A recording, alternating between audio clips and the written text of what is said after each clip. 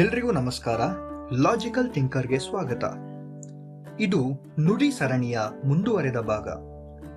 ಕಳೆದ 2 ವಿಡಿಯೋಗಳಲ್ಲಿ ನಾನು ನುಡಿ ತಂತ್ರಾಂಶವನ್ನು ಇನ್ಸ್ಟಾಲ್ ಮತ್ತು ಅನ್ಇನ್ಸ್ಟಾಲ್ ಮಾಡುವುದನ್ನು ವಿವರಿಸಿದ್ದೆ. ನೀವು ಇನ್ನೂ ಆ ವಿಡಿಯೋಗಳನ್ನು ನೋಡಿಲ್ಲವಾದರೆ ಕೆಳಗಿನ ಡಿಸ್ಕ್ರಿಪ್ಷನ್ನಲ್ಲಿ ಲಿಂಕ್ ಕೊಟ್ಟಿದ್ದೇನೆ, ವೀಕ್ಷಿಸಿ ಮತ್ತು ಚಾನೆಲ್ಗೆ ಸಬ್ಸ್ಕ್ರೈಬ್ ಆಗದೇ ಇದ್ದಲ್ಲಿ ಸಬ್ಸ್ಕ್ರೈಬ್ ಮಾಡಿ ಮತ್ತು ಬೆಲ್ ಐಕಾನ್ ಒತ್ತಿ ಹೊಸ ವಿಡಿಯೋಗಳ ನೋಟಿಫಿಕೇಶನ್ ಪಡ್ಕೊಳ್ಳಿ. ಈ ವಿಡಿಯೋದಲ್ಲಿ ನಾನು ನುಡಿ 6 ಕಂಪ್ಯೂಟರ್ನಲ್ಲಿ ಹೇಗೆ ಬಳಸುವುದು ಎಂಬುದನ್ನು ಉದಾಹರಣೆ ಮೂಲಕ ವಿವರಿಸುತ್ತೇನೆ. ನುಡಿಯನ್ನು ಉಪಯೋಗಿಸಲು ಮೊದಲಿಗೆ ಡೆಸ್ಕ್ಟಾಪ್ನಲ್ಲಿರುವ ನುಡಿ 6 ಐಕಾನ್ ಮೇಲೆ ಡಬಲ್ ಕ್ಲಿಕ್ ಮಾಡಿ.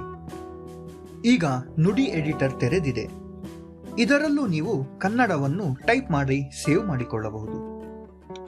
ಒಮ್ಮೆ ನೀವು ನುಡಿ ಐಕಾನ್ ಮೇಲೆ ಡಬಲ್ ಕ್ಲಿಕ್ ಮಾಡಿದರೆ ಸಾಕು.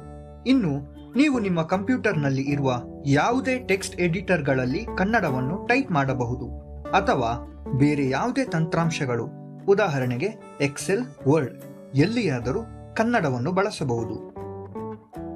ಈಗ ನೋಡಿ, ನಾನು ಸರ್ಚ್ ಬಾರ್ನಲ್ಲಿ ಕನ್ನಡವನ್ನು ಟೈಪ್ ಮಾಡುತ್ತೇನೆ.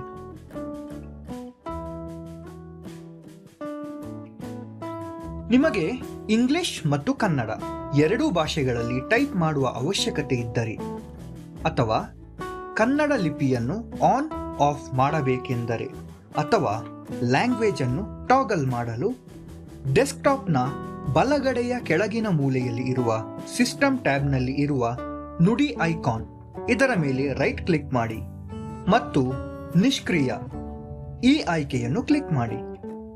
ಅಥವಾ ಇದರ ಶಾರ್ಟ್ಕಟ್ ವಿಂಡೋಸ್ ಮತ್ತು ಸ್ಪೇಸ್ ಬಾರ್ ಅನ್ನು ಒತ್ತುವುದರಿಂದ ನುಡಿಯು ನಿಷ್ಕ್ರಿಯವಾಗುತ್ತದೆ.